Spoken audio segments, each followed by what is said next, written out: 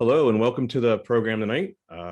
My name is Dave Kyle. I'll do an introduction in just a second, but I want to just announce that we'll be doing our program with Bill Anderson, who will be sharing a lot of information with us tonight about the little Juniata. Really excited to have Bill with us. And the one thing I wanted to mention is sometimes I talk about a certain area and a topic like a stream or a region, and then the program is with somebody who's making the presentation. In this case, Bill Anderson is so important to the little Juniata. It's a presentation about them both almost, because Bill has been such an influential part of the success of the little Juniata over the last decades. And I think it's just really fortunate we can have Bill share some time with us and explain all about this wonderful fishery if you don't know much about it. And if you do know a lot, I'm sure you're going to find some really exciting things out as well. So just real quickly who I am. I've been fly fishing for 40 years. I do quite a bit of speaking and blogging, and I'm the founder of PA Fly Fish. And if you're not familiar with PA Fly Fish, it's an online community of anglers in the Pennsylvania region. We've been around for over 25 years, and there's about 10,000 members and tens of thousands of people that visit the site regularly and participate in there. And you're more than welcome to join us all there. Or if you just want to lurk, you're more than welcome to do that too. But what I'd like to do is turn it over to Bill. And Bill has a whole introduction that he would like to share with us about his background. He'll do it much better than I could probably ever do. So Bill, welcome to the program. Okay, let's give it a go. I'm going to get the share screen going here. Yeah, I'm gonna probably have to pop it over to you and give you the controls. So I'm going to make you the host. Okay. And then you should be able to share your screen at that point. Okay, let's see if we can. And by the way, as we're getting through this, there's a chat area within the site. And if you have the ability to want to ask a question, I ask that you hit the chat area. And I see some people have already found that, and I'll be monitoring that while Bill's doing his presentation, and I'll come back and try to hit Bill up with some of your questions as we're going forward, but also at the end, we'll try to tie in some questions if we missed anything. And just please feel free to hit me up if you have any questions along the way, and I'll try to relay them over, okay? Okay, I'm going to talk to you about the Little Juniata River. Who I am, I'm president of the Little Juniata River Association, have been since 2004 when I retired from my day job and had time to do these kind of things, to do what I really love. I am a licensed guide. I have been. I had a fly shop about 18 years ago and started guiding at that time, and then have continued to guide. I don't do a lot of I don't advertise a lot, but I take mostly repeat customers. I'm the author of the only book about the Little Juniata, fly fishing on the Little Juniata, called Trout Boomer and the Little J. Unfortunately, my publisher went out of business during the pandemic, so I'm currently looking for a new publisher. And I'm also doing a revision to my book, which was published originally in 2014. Some of you may have seen the book. A few things along the way. Kudos have come my way, primarily because of the great organization that we have at the Little Juniata River Association and my hardworking directors and volunteers. I also have tried my hand at fly tying since I was about 14 years old, and I was building deer hair bugs on my mother's dining room table before I knew what a trout was, because I grew up in Delaware, where all we had were bass ponds, and it was a little later. I was newlywed before I got into actually catching a trout. I'm going to tell you at the end of the presentation, I'm going to show you my CET mayfly patterns, and so you may find them interesting. They're very different than anything anybody out there is tying. I live 5 minutes from the Little Juniata. I can actually I live in the point of the triangle where the river makes a very hard, more than 90-degree turn. So I could go in either direction and be on the river in 5 minutes. And I'm on the river in some way or the other, either taking new members on tours or guiding or fishing myself over 100 days a year, year round. I'm also the inventor of the EZP waterproof wader zipper. I've got kind of that same old man's disease that some of you may have, that means I have to find the bushes every 30 minutes. So I figured out a solution with a waterproof zipper. We're going to talk about the Little Juniata. This is one of the most beautiful areas on the river. This is the Rough Rock State Forest stretch, and it's called the Little Juniata Natural Area. It's a 2-mile walk-in fishery with only one place to park, which makes it kind of nice. The Little Juniata River Association, I'll tell you a little about that. We were founded after a bug kill. Something killed virtually all the macros in the river, including the crayfish and caddisflies, mayflies, what have you. We never knew what, and that ticked us off pretty much because, and we also didn't know what we lost because no one had really surveyed the macros to know what was in the river. So we began first as an organization just to monitor the rebound of the macros after that major kill. We expanded our scope in 2005 to include protecting and improving the river and its tributaries as a public cold water resource. So that's our mission statement, and we stick pretty straight to what our mission is. I often say that I keep my blinders on because there are so many other problems around the state and around the world with rivers and cold water fisheries, but we really stick to the Little Juniata and its tributaries and nowhere else. We've grown over time to over 500 members. We have no paid employees. All yeah, I will, and then and I'll try to I'll come up somebody with a conversation going on. Can we ask everybody to mute their phones?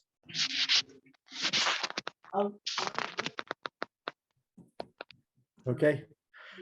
We are organized as a 501c3 nonprofit. That makes it easy for us to go for grants. I'm the queen of that kind of thing. Still got some feedback from someone out there. Yeah, I think either the person running it can mute everybody, or we can ask everybody to mute themselves. Yeah, the host should be able to mute everyone. I think that, yeah, we good. Is that me then? No, we're good now. The person who was talking with their background, they're muted now. We're good. Okay. Well, clearly we could not accomplish a lot without partnering with other organizations, TU chapters, 2 local TU chapters, a Spring Creek chapter and our John Kennedy chapter. We've done a lot of joint projects with them.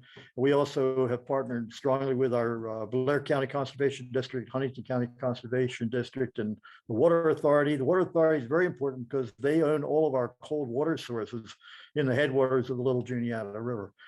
Thanks to the golden age of the railroad, there were reservoirs built on almost all the tributaries. There are 11 total reservoirs, and they are all owned by the Altoona Water Authority. So the cold water released from those reservoirs is very important to the river.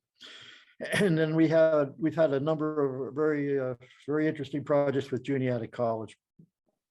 Any new member gets a half-day tour of the river, and you can visit our website at littlejuniata.net.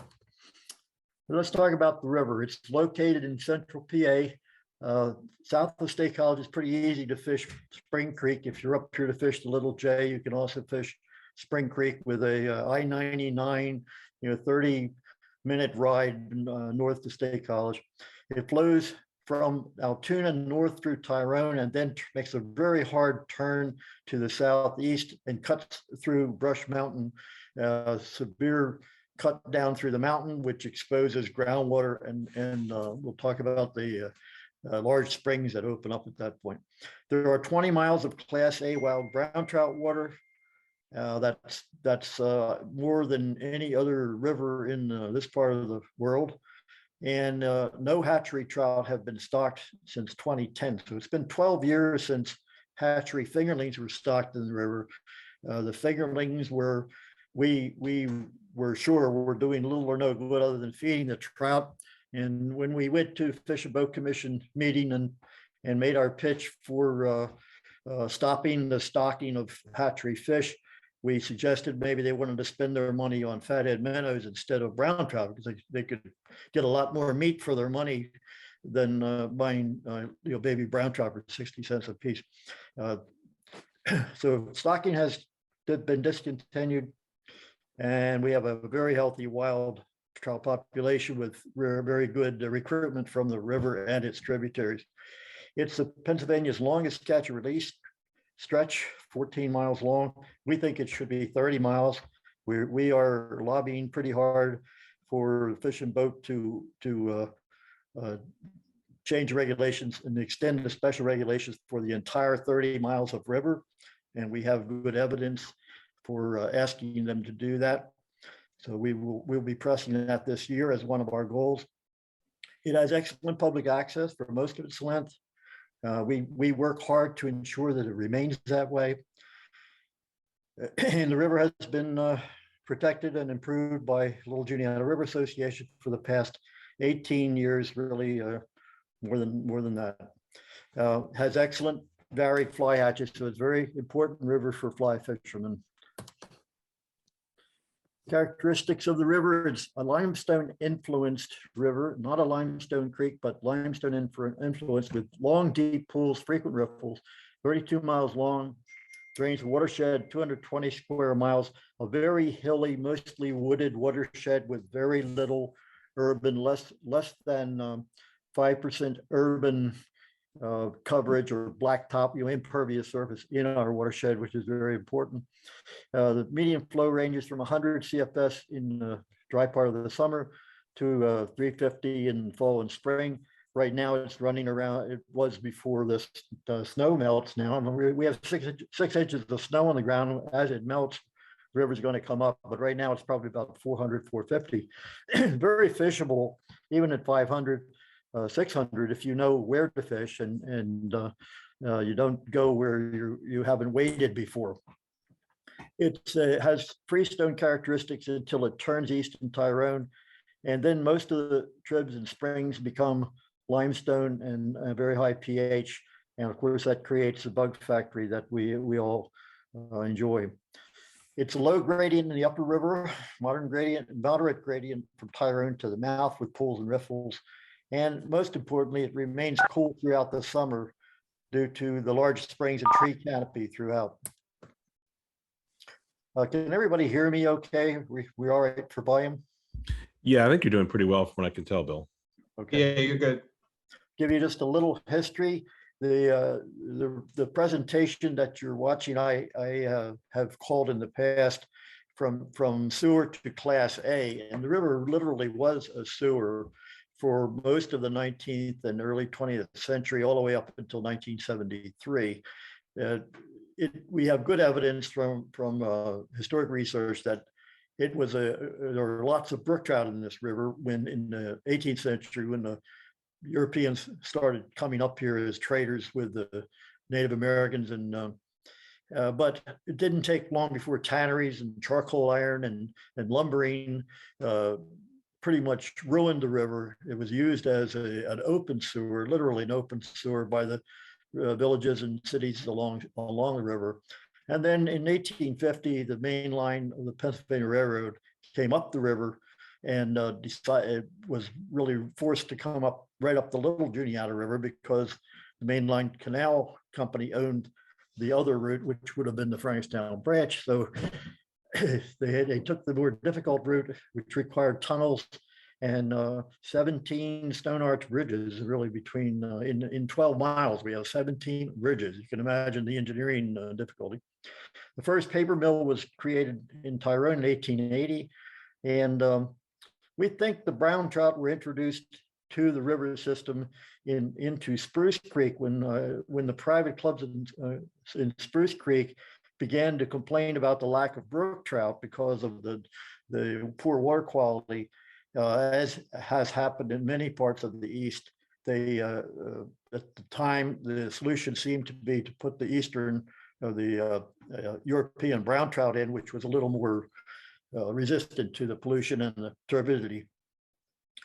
The paper mill waste flowed untreated from the Tyrone, which is about mid-river, for the last 15 miles of the river, all the way until a treatment plant was built and came online in 1973. So it's really not that long ago. In 1989, we had a almost total fish kill. The fish were literally jumping out of the river onto the bank to avoid the toxic waste. We never, we think we know what happened. The tank full of toxic waste, they opened the valve in the middle of the night and dumped it off of a bridge, and it killed all the trout. And then to top things off, in 97, we had a total bug kill, which stimulated the founding of the Little Juniata River Association. We got special regulations on the river in 2004, achieved Class A wild trout for 14 miles in 2010, and then an additional 5.3 miles of Class A were added in 2016, more recent surveys. And as I have said, we believe the entire river would meet Class A requirements as defined by Fish and Boat, but it simply hasn't been surveyed. There's 8 miles in between that 5.3 miles and the lower 14 miles, and there's no question that it's equally good fishing in that 8-mile stretch. We had a delayed harvest area up above Bellwood for a period of time.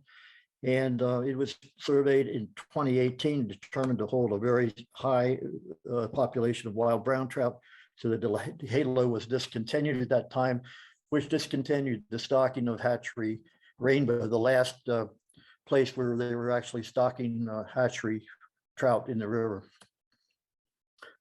In 2010, Fish and Boat Commission surveyed the river, and it was a very extensive survey involving some 10, 12 biologists. They electrofished 300-meter stretches on the river, the lower river, middle river, upper river.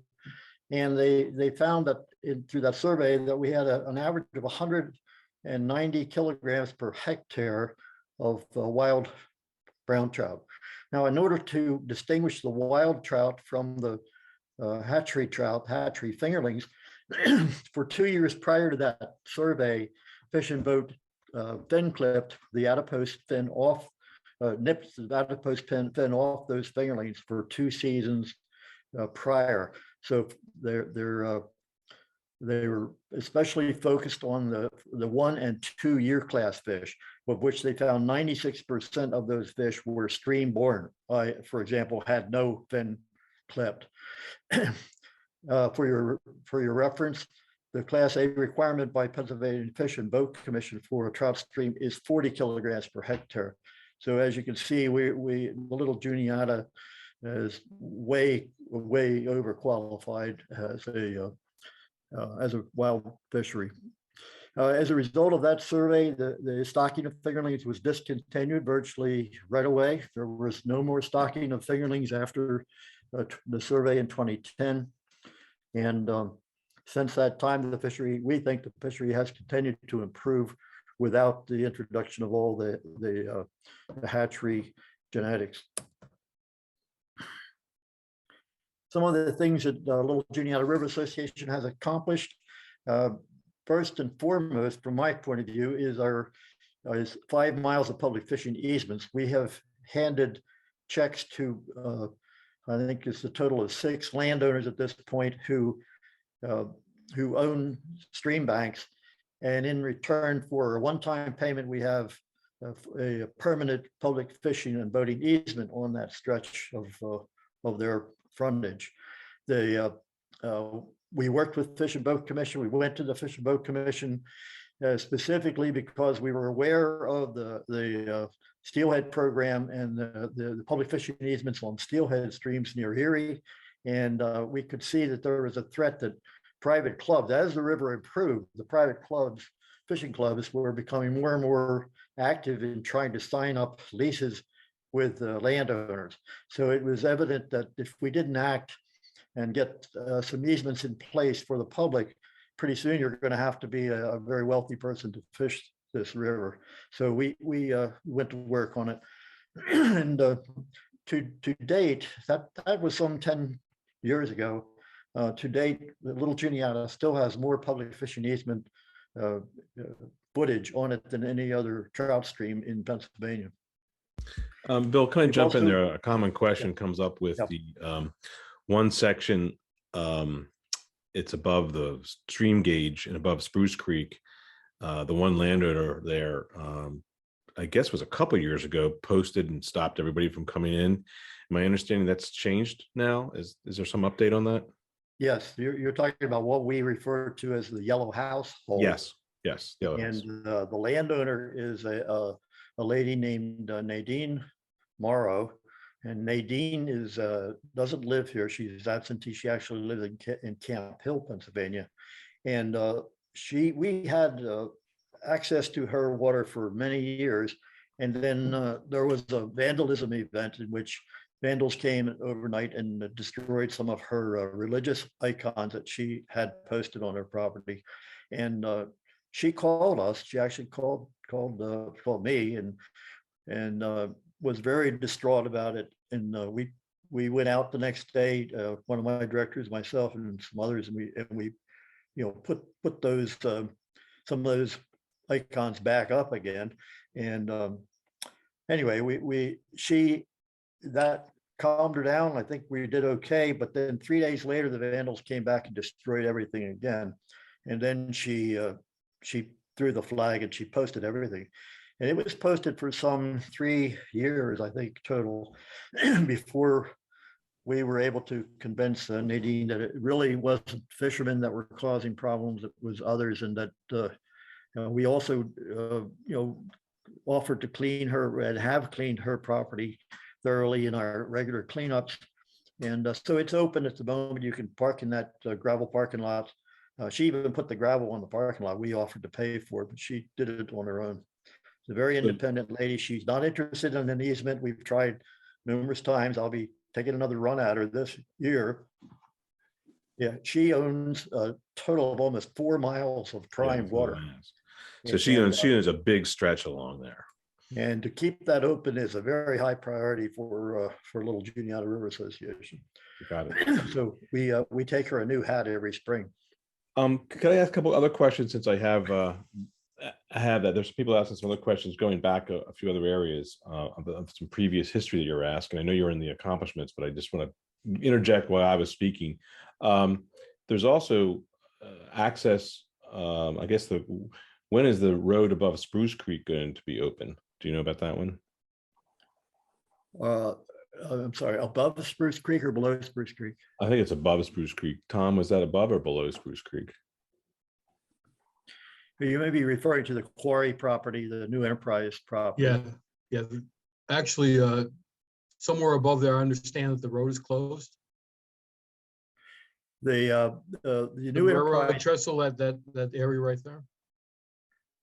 I'm having a hard time hearing you, Tom, but the New Enterprise property is nearly 2 miles of water. It was posted by New Enterprise Stone and Lime, as it were most of their quarry properties throughout the state, some 25 different properties.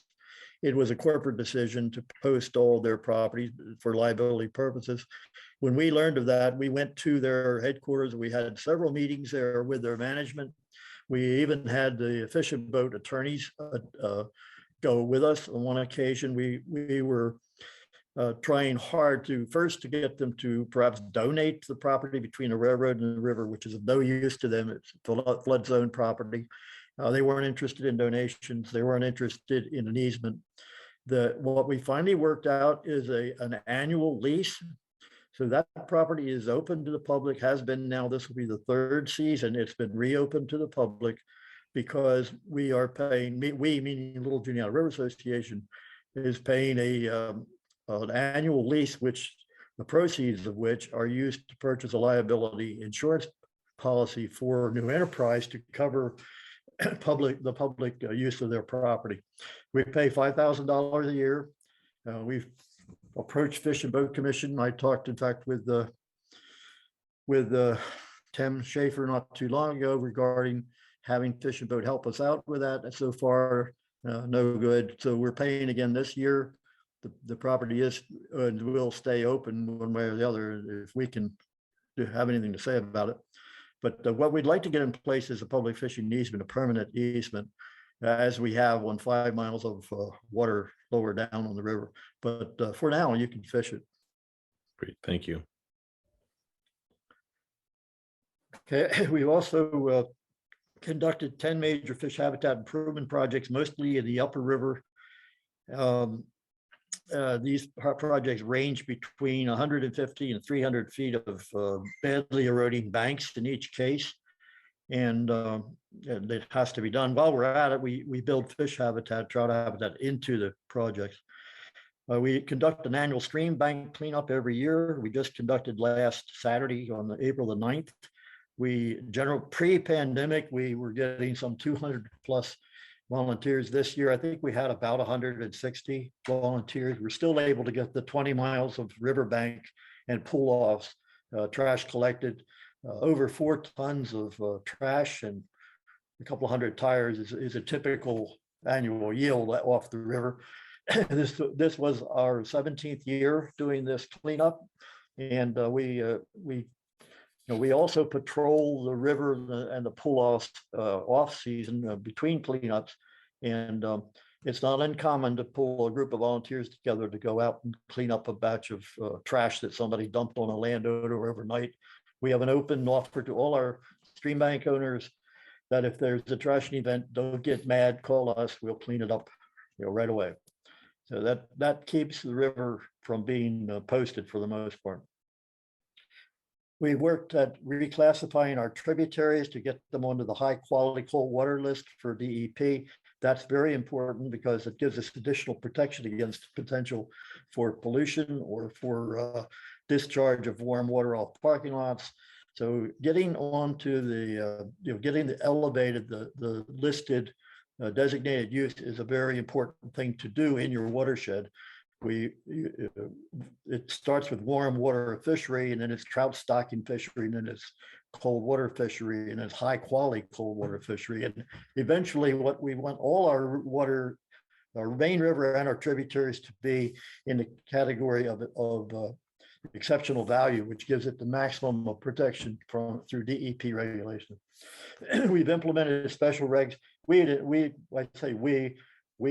lobbied for the implementation of special regulations and made the presentation to Fish and Boat Commission for 14 miles, and that took place in 2004. And we've conducted a wild trout telemetry behavior study with Juniata College, which I'm going to tell you about further down in the presentation.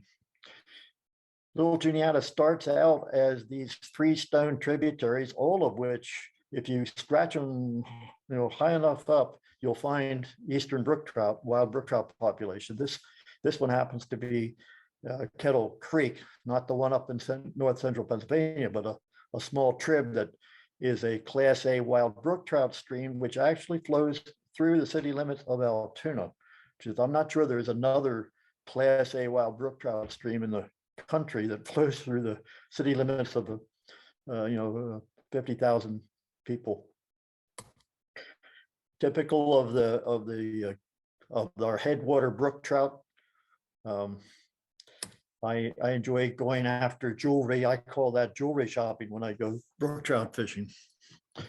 So these are the fishable tributaries. If you come up to fish the Little Juniata and it's out, it's blown out or what have you, we can often go to one of the or the other of the tributaries and do small stream fishing in Bell's Gap Run or Tipton Run. The Little Bald Eagle flows in at Tyrone. It's not a Class A, but it should be. We Juniata College students did a survey and did the electrofishing there, and we found Class A wild populations of brown trout everywhere we went. And then, of course, very famous Spruce Creek is the largest tributary, flows in. It is listed as Class A, high quality cold water. Unfortunately, it's mostly private with only 2 short public stretches. Any other questions before we go on? Not in that area. There's a few that I'll bring up to the end, but nothing in that space that you're talking about right now. Okay. Of course, if you're going to have a trout stream, the most important ingredient is cold water. Here, we're looking at the mouth of Sandy Run flowing underneath the bridge that I'm standing on when I took this photo. On the left is the main Little Juniata coming down from Altoona, and Sandy Run joins. And you can see Sandy Run is nearly as large in flow. And in fact, in mid-August, the spring flow from Sandy Run can exceed the main river at this point. Sandy Run springs out of a broken cavern top, full bore trout stream about 2 miles upstream from where we're standing here, where it enters the river. So what we're getting is a big shot of 50-degree, 52-degree water, year round out of a limestone cavern. Very, very, very important part of the fishery in the upper river. From the mouth of Sandy Run, where we're looking here, all the way down to the lower end of the delayed harvest area, that's the 5.3-mile new stretch of Class A water that was determined just recently in, I think, 2018. So we look for and preserve and fight to keep our cold water sources anywhere and everywhere they are. Sandy Run was threatened by development because it happens to be where the cavern is and where the spring comes out is right at the Pinecroft exit off I-99, a prime place for development. We're currently fighting with to keep a large Rudders development from being installed in the headwaters of Sandy Run, with the inevitable hot water runoff from roofs and pavement. And our effort is to make sure if they build it, that they build it such that it doesn't impact negatively the cold water and the wild fishery in Sandy Run. It's an important tributary in terms of spawning. It was surveyed in 2007, determined to have a very strong Class A wild brown trout population. Downstream, I mentioned earlier, the river cuts through the ridge just east of Tyrone. In that ridge, which we're standing at the bottom of this, cut through, if you will, and the mossy rocks you see between myself and the people downstream are the result of a huge flow of spring water that comes out of these rocks. They refer to these as road springs because Route 453 is just to the left of this screen. And what we have here is 60 yards of gushing cold limestone spring water coming right into the Little Juniata.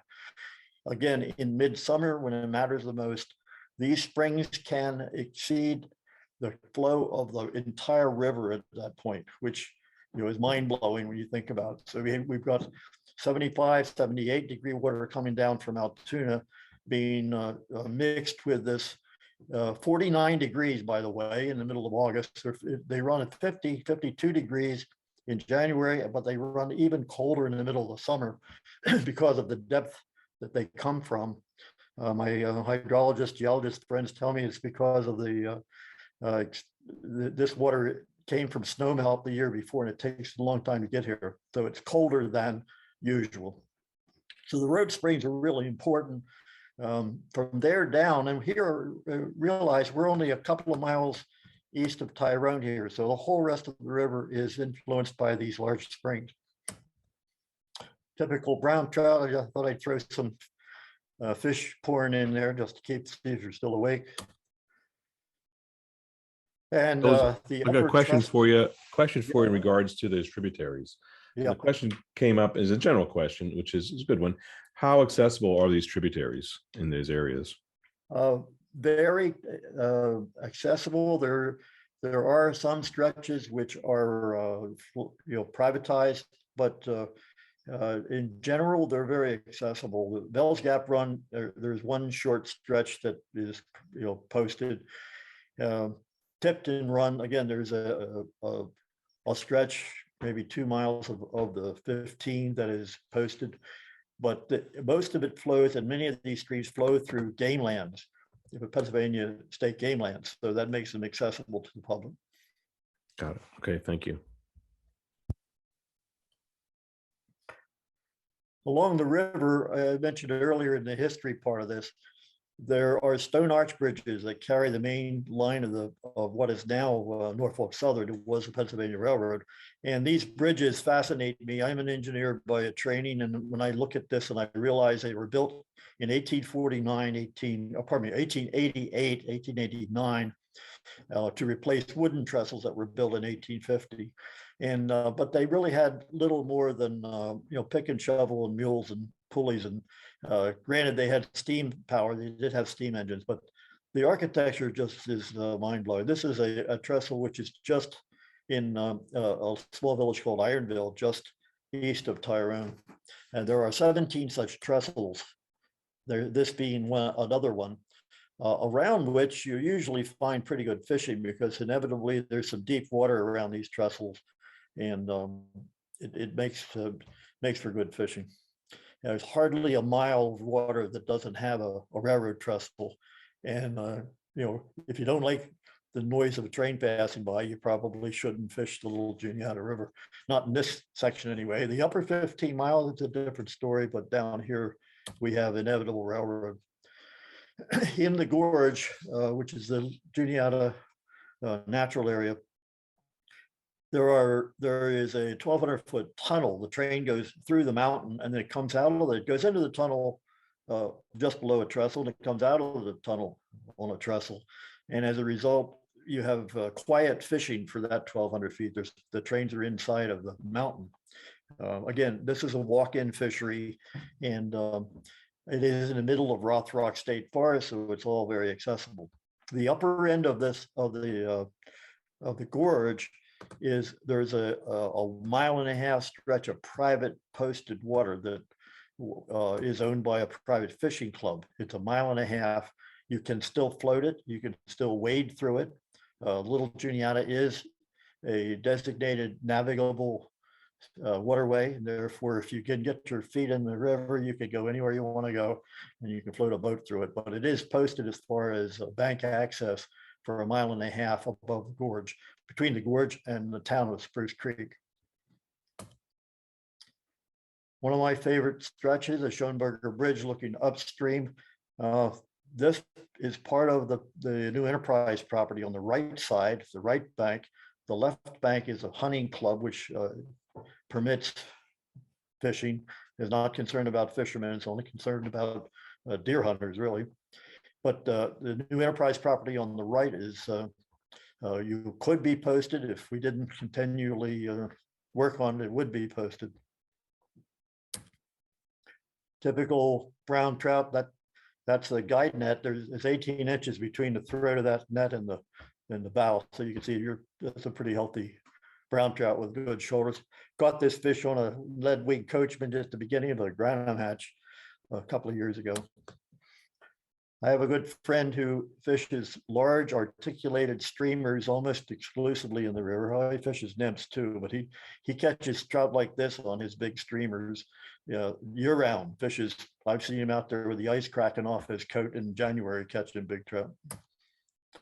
We're beginning to have a rainbow population in the river. While it is a wild brown trout fishery, we keep seeing increasing numbers of obviously wild rainbow trout, and we're pretty sure that they are being born in Spruce Creek, and that when they get a little size on them, they drop down into the main river.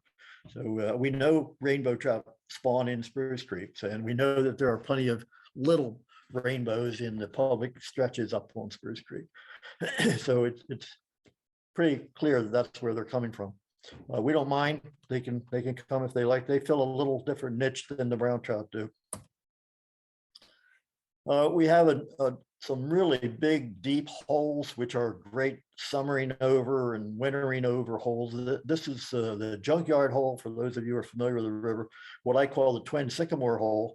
Can't call it that anymore because that one you see leaning there, and these trees, by the way, are about 5 feet in diameter. That one fell in the river a few years ago, and the flood took it down the river. So it's not the twin sycamore hole anymore. It's the lone sycamore hole, I guess we call it. But great dry fly hole, difficult to fish. You have to get across the river and fish it from the opposite bank. It's open to public. You can fish at the salvage yard that owns this property on which these sycamores are. It's a 4-acre cutout out of Nadine Morrow's 450 acres. And the owners of the salvage yard allow the public to come in and fish. In fact, they participate in our cleanup every year. They used to get blamed for the tires in the river until we made it, corrected the mistake that there was no tires coming out of this salvage yard. They're all coming from one well upstream and traveling down. Our hatches are pretty awesome at times. This is the hatch we're getting ready to see. These are the big sulfurs, generally around the 10th of May. It can, of course, it's plus or minus 2 weeks, but somewhere around the 10th of May, you'll see these bugs. These are egg carrying females over riffle. And if you fish the little Juniata during sulfur season, you stayed later in the day, or if it's a cloudy day, you'll see these egg layers out over the riffles in sometimes astounding numbers. It's a size 14 dry fly. And I have a pattern which I developed around this particular bug. Looking downstream from the quarry, this is New Enterprise property. This I call the mother sycamore, because under this sycamore tree, every fall when we do our red counts, we see more brown trout on reds right here than anywhere else in the river. We'll count 40 plus reds with trout on them in the first week of November, looking right where that guy is standing from there down to the tail out in that water. It's just ideal for spawning, the right cobble, the right flow, the right depth. And those three things are present, you'll have spawning trout. It's an excellent dry fly hole upstream and down, gets fished really heavily. I pulled in there a couple of days ago. There were 15 cars in that parking lot. And you have a walk down fishery downstream for 1.5 miles, right down into the Nadine Yellow House hole, water way downstream. And you have another 2 miles of open water upstream from the bridge. So, and that too is a walk-in fishery along a closed road. The road was closed at our request because people were trashing it. They were using it to transport their trash back at midnight and dump it. So we asked New Enterprise if they put up gates, and they did. They put up a barrier on one end and a gate on the other. The trashing, now it's a walk-in fishery, and we like it that way. Again, my friend with his streamers, he likes to show off every fish he catches. A couple of years ago, we participated in drain down of one of the reservoirs, the Bell's Gap Reservoir, and we had a bucket brigade there prepared to take the brook trout that we thought we were going to find in the reservoir upstream to the Bell's Gap Run. We also had other people lined up to take any brown trout we found down to the river. And we had fish and boat representatives there, cheering us on really, and allowing us to do this. This monster showed up and several more like it in the reservoir outflow as they were draining the reservoir down. So this guy ended up in the little Juniata River along with any other browns that we found. We have a stated objective of keeping Bell's Gap Run as a brook trout fishery. And the only way that's going to happen is if we control the brown trout population, and monsters like this that would inevitably go up into the stream. There's no barrier, no impediment to travel. So especially in spawning time, these big browns are going to go up in there and have at it for the brook trout. So they're going to drain the reservoir down again. The first time it was for an engineering study for improvement. This time they're actually going to do the improvements. And we have a commitment from the Water Authority that they're going to put a bottom release in the reservoir. And once again, we'll try to be there to trap any browns that show up and move them to the river. Eventually, we'll also electrofish 2 miles of Bell's Gap Run above the reservoir, and again, take any browns we captured, put them down in the little Juniata. Bill, quick question about those kind of surveys. Do you do the surveys, or is the fish and boat doing them? And about how much they cost? There's a question that did ask that specifically. It's a combination. The important surveys are conducted by the Fish and Boat Commission because they result in changes in status as far as Class A, Class B, Class C, which then the designated use by DEP follows the change in status by listing by Fish and Boat. So Fish and Boat has done the major survey. We as an organization conduct surveys on the tributaries, backpack electrofishing equipment that we have access to through Juniata College. And in one case, Penn State group came down and we used their backpack electrofishing equipment. But primarily the main river surveys are conducted by Fish and Boat Commission. You guys don't really encounter any cost for this. This is really a lot of volunteers or educational institutions that are involved with some of this for you. So there's no real cost per se. Well, there are costs involved. The trout behavior study that I'm about to speak to. Okay. Little Juniata River Association purchased all the transmitters and receivers. Transmitters were $200 a piece. Receiver was over $4,000. We had two goes at this. There were 24 transmitters inserted in mature brown trout in 2015, and then 40 more in 2017. And we were trying to answer two questions. Where do our wild brown trout go when the water gets too warm for them in certain stretches, like above Tyrone, there's a warm stretch. And where do they go to spawn? So we set out to learn more about those the behavior so that we could direct our efforts toward fish habitat construction and cold water preservation to that to help the trout or have the greatest benefit to the trout. A typical trout that we put transmitters in, at least 13 inches. We wanted mature fish. The males had to be over 3 years old. In general, the trout were over 3 years old, which means they're spawning age trout. Obviously, if we want to track them to the spawning beds, we wanted to track mature fish.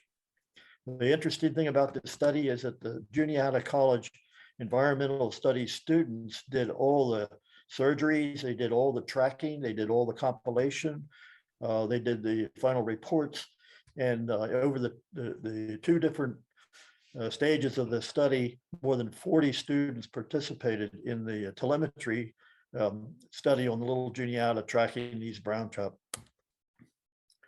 We learned a lot. So what did we learn? First, we learned that the brown trout in the Little Juniata use the entire river. They are not stay-at-home, sedentary, live behind a rock their whole life the way we some of us thought, based on other studies. There was a study done on Spruce Creek in the early 80s by Dr. Bachman, which he found that the Spruce Creek brown trout lived their whole life behind a single rock. That is not the case in our river. They will hang out for times, sometimes for weeks, but then they move. They go upstream, they go down. Somebody once asked me, do they always run upstream? I said, well, think about it. If that were the case, all the trout would soon be upstream. It can't happen. So they move on high water events. They don't always move, but when they move, it's during a high water event. So after a rain, when there's more water, that's when they move. It gives them cover in the turbid water, and it gives them easier access of both upstream and down. We also learned that the larger brown trout move farther and more often than the smaller fish, which was kind of a surprise. Some of the trout we put transmitters in were 18, 19, 20 inches long. They seemed to know more about the river, and therefore they moved more often than the little fish did. Another interesting thing is that the trout seem to anticipate the warm water and begin moving before they got stressed. So in late June, in those warm stretches where if they stuck around through July and August, they were going to be in trouble. They seem to know that, and they see it coming, and they get out of Dodge before it gets stressful for them. We also learned that there are movers and stayers, although they all move around some. Some browns would spend most of their season in a couple of pools, maybe within a mile of each of those places. But in many other cases, they travel large distances. And most interesting to me is that they seem to have places they would go to and then back again. So it's not random movement. If you tagged a trout up near Bellwood, which is 20 miles upstream, that trout could very well show up down at Barry, which is 15 or 20 miles downstream, and then back again, and it would show up in the same pool, the same relative place it was before, and it would have, it seemed like they had 2 or 3 or 4 places where they would hang out for a period of time until another high water event would cause them to take off and make a move. We even found a few of our telemetry tagged trout all the way down out of the Little J and up the Frankstown branch, 1.5 miles in one case. Accidentally found them because the receiver was left on while the head of the program for Juniata College was coming to one of our LJRA meetings down at a place which was on the Frankstown, and she hadn't turned the receiver off, so it suddenly started chattering in their back seat, and it turns out that here was a trout that was 1.5 miles up the Frankstown branch from that we had tagged 10 miles up the Little Juniata. So they move around a lot. We had one brown trout that took the prize, and he traveled over 120 miles during the study period, which was about 14 months. Went up and down the river many times, and had his places where he went, and other places where he would hang out for a while. So our conclusion is that the brown trout in the Little Juniata River, and I don't make any extrapolation that this is what all brown trout do, but in our river, they use the entire river. They use the river from its mouth to Altoona and back again. And this is a primary motive for us to try to get catch and release regulations on the entire river rather than just 14 miles out of the 32. The same trout that are protected in the catch and release area today could very well be up where a bait fisherman is intending to put them on a stringer tomorrow legally, and we want to stop that. Hey, Bill, we're probably getting down to about 5 or 8 more minutes left, just as a heads up for your timing. Okay. So our goal is to have the Little Juniata preserved and protected for all to enjoy, not just a few rich people. We have this print available of the Spruce Creek hole. It's a fundraiser for us, anybody's interested in it. Let's talk about hatches. We have early black stoneflies, February, April, olives, March, April, again in the fall. Tan caddis beginning in April, beginning now really after the grounds, and the ground caddis in mid-April. I says April 6th this year. That was not this year. This year the first ground showed up around April 12th. Fishable hatch. We have a fishable Hendrickson hatch, both sides of the sulfurs, the big ones and the little ones. Yellow drakes, slate drakes mid-June or September, and then terrestrials. One thing to know about the Little Juniata: leave your grasshoppers home. It's a tree canopy river, so you want to use caterpillars, ants, beetles, not grasshoppers or crickets. Another view of the sulfurs, and I just wanted to tell you about my my very unique flies. I call them crippled emerger transformer fly, CETs. I developed after seeing that and observing that trout really prefer to eat crippled mayflies if they can. In the middle of a hatch, many mayflies are unable to get out of their shuck, and they get woofed by the trout. So they key on the helpless crippled mayflies. This photo by Ted Fosseglia really set me off. This was about 20 years ago, and I said, you know what? I'm going to develop a pattern that emulates this stuck in the shuck mayfly that I see the trout eating so often. So what I'm use on it is a polypropylene wings. Must be polypropylene because it's lighter than water. It can't be Antron or Zedlon or any of that other crap. It's a very important fly because the trout see underwater objects first, and this fly, very much like a clinkhammer, presents underwater as well as above water. It's very simple to tie. Here's an example of my CET sulfur, and you can see the body, the back of that fly. It's nothing but thread. That's tying thread with head cement. dubbed thorax, and a polypropylene wing. Top view of the sulfur. I leave the tails long. I can shorten them with my scissors easily if I need to, but I can easily pull those wings down and turn it into a spinner. So it transforms. A slate drake version of the CET, same thing. The tying thread for tails and abdomen, and dove thorax with polypropylene wings. Olives down to 24s. They're deadly on every stream I've tried them on. A lot of my guide friends are now using my CET flies. There's a March Brown version. Again, it's nothing more than this. This is tying thread and a dubbed body with a piece of dark thread for a rib. And I also have some other patterns. This is my early black stonefly, 2 polypropylene wings. I can skitter that fly, and it can. My book, if it ever becomes available again, and my revised edition. Well, we have to take a quick step back about those flies. So I agree wholeheartedly with you on the idea of those types of flies work fantastically. I think it's a great technique across many different waters, but I just want to support you on what you're saying with that. I've had a lot of success myself. I actually end up using just something really simple with, a spinner, a rusty spinner at times when there's a sulfur hatch, and success is really good. So the real question is, how can we get those flies that you're tying? How can you get the flies That you're tying? that I'm tying? I sell them, and I Okay. make a donation to LJRA for every dozen flies. I sell them for $24 a dozen. The CET Okay, for- I think that's good information. That's great. That's right. And I also have 2 tying videos that you can look at to see how I do this. It's easy, but it's somewhat subtle and tricky the way I put the poly on, for example. Okay, let's go on. Here's a. Okay, well, let's go back to your book real quick. That's in. Okay. My book was published in 2014. It's hard, a lot of color photos, all my patterns, etc. I'm working on a revised version. I've learned a lot since 2014 that I want to include in my revised version of the trout boomer and little J.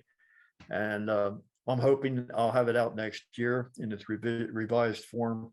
A new chapter in the book will be interviews with those who I consider to be the best little Juniata River fly fishermen that I know in each category of nymphs and streamers and dry flies, etc. And I'm sure I'm going to ruffle some feathers when I do that, but I'm willing.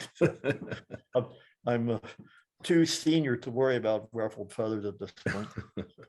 So yeah, it sold well. I can't get them anymore. As far as I know, there's only 2 unsold copies, and I've got them both. It went really expensive on Amazon for a while, and then it just says unavailable now when you go on Amazon. I'm sure we'll all be on eBay after this looking for it. Yeah. Well, the revised version will put an end to that, I think. That'd be great. Okay, and I do guide. This is my guide information. Just email me, and I can give you more specifics. And I can arrange places for you to stay and camp on the river. And this is my contact information. Again, if you're interested in the relief zipper, which I've done now for 5 years, hundreds of people who don't want to disrobe in order to take a leak. I put the zipper, you send me your waders, I put the zipper in and send your waders back, usually in 2 days. I'll turn them around in 2 days. And as I say, I've done it for 5 years, and there may be some people in your audience that have my EZP zippers installed. Would surprise me if there weren't. So basically, if somebody has a pair of waders that they want to have this feature added to their waders, they can give you a call, send you an email, make those arrangements, and then they'd send your waders off or drop them off out to you if they're up that way. Either way, yep. And then in a couple of days or a short period of time, you'd have that together, and I ship them back. Ship them back. All right, got it. By the same method, usually in the same box. Great.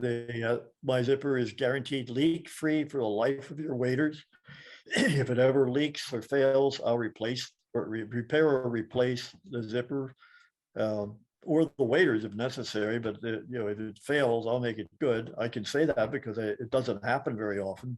In 5 years and hundreds of installations, I've had one or two that have failed, and that's been factory failures, zipper track failures.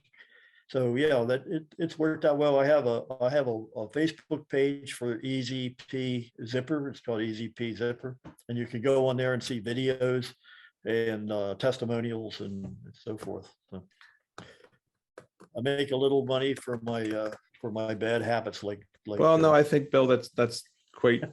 You've worked so hard for so many years making this such a great fishery, and I know, and we've talked before about how much you enjoy just these other parts of what you do, whether it be the book or the tying or even your zipper. It's just things that you're just passionate about and have fun with, and it's part of you and part of what happens. So I think it's great for everyone to hear about. They're all things that are unique that they can't get anywhere else, especially your flies. So I think that's a pretty good thing to be sharing with everyone. So that's wonderful.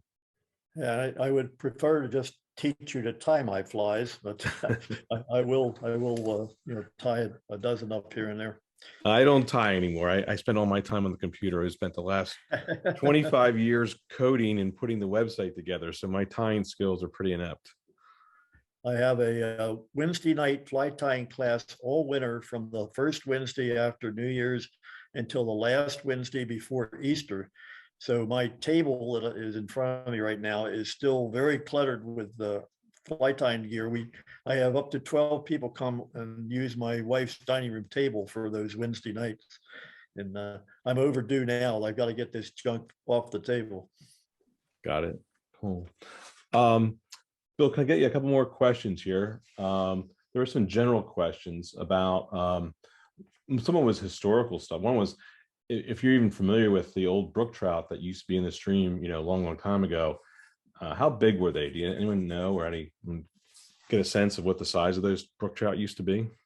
In the Little Juniata? Yeah, a long time ago.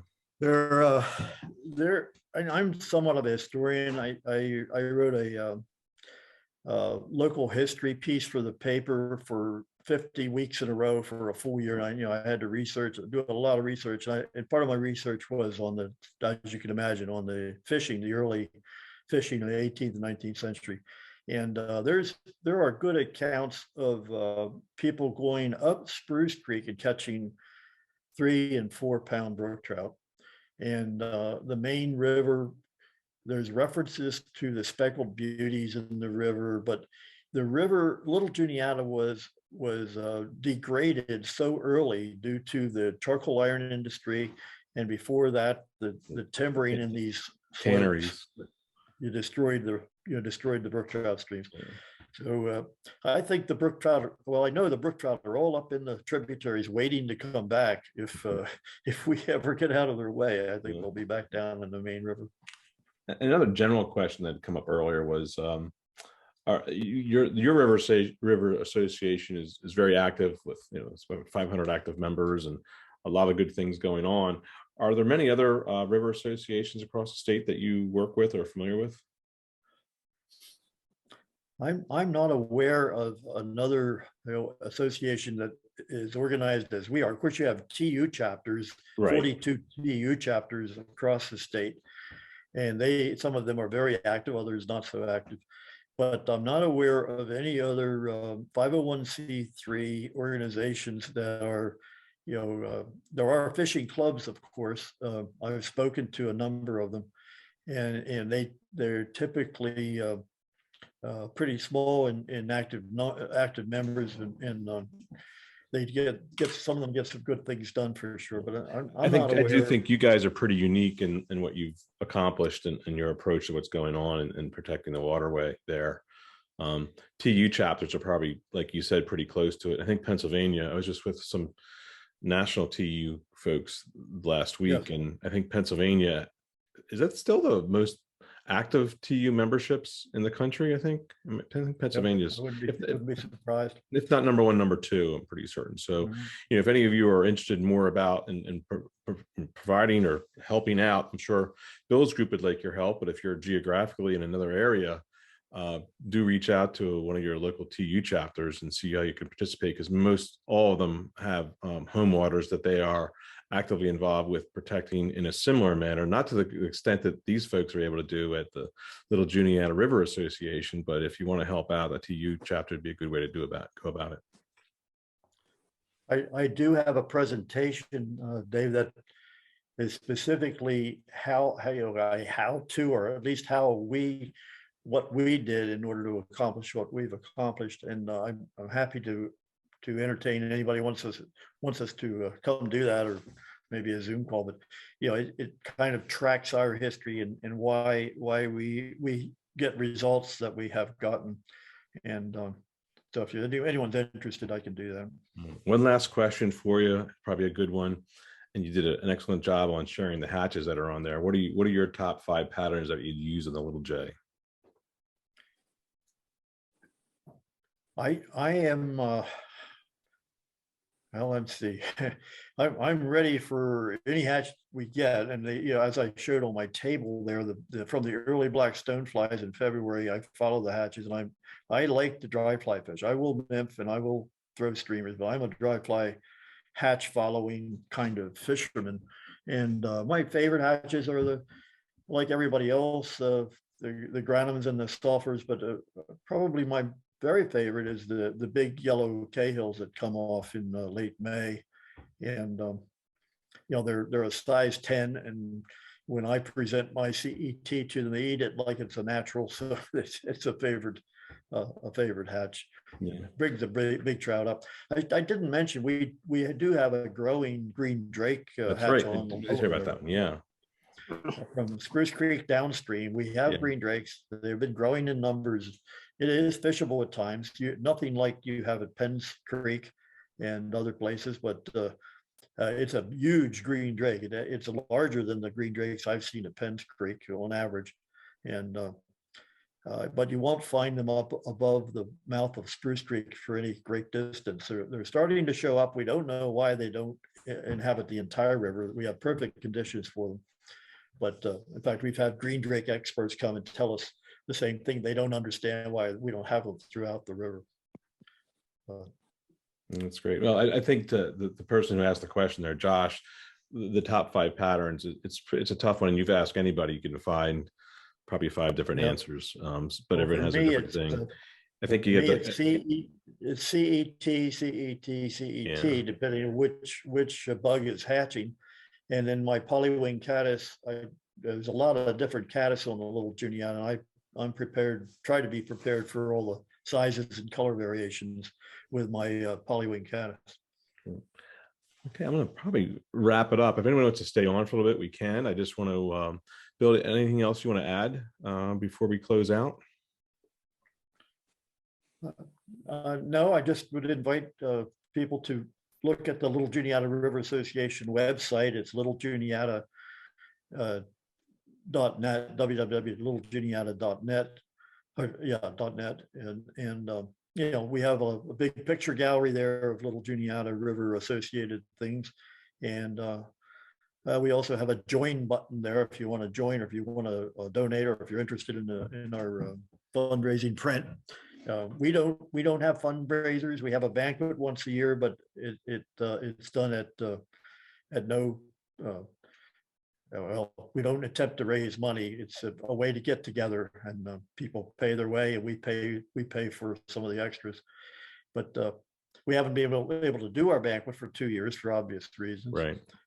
Yeah, but we hope to have one this January, the winter banquet, and we're thinking about a summer picnic. We've done that a couple times. Again, they're just get-togethers for the members and their guests, and we don't attempt to sell you raffle tickets or anything like that. So we depend on our membership to donate when there are worthy projects to be done, and we've never had a problem with raising funds and getting grants. People ask me, how do you raise the money for all these activities? We spent over $200,000 on easements, on fishing easements, for example, for 5 miles of water. But what I've learned is that if you have worthy things to do and to be done, money is out there. There's plenty of sources. I want to thank everyone for joining us. Bill, thank you so much. Again, I enjoyed your presentation the last time I heard it. but this time being able to see it and hear and answer some more specific questions that have come up has been fantastic. And you've done a wonderful job there helping protect that waterway for everyone to enjoy. And you and the organization really have done such great things. Thank you so much for all your effort, and thank you for joining us tonight. And like I said, please stay on. We'll try to answer a few more questions, but like I said, I'll try to get this recording back up. For those of you not familiar, I'm Dave Kyle with PA Flyfish, and you can find me at paflyfish.com, where we have a large community of thousands of anglers in the Pennsylvania region that take on specific areas like Little Juniata, as well as everywhere else in the state as well. So thank you very much, everyone, and have a great evening.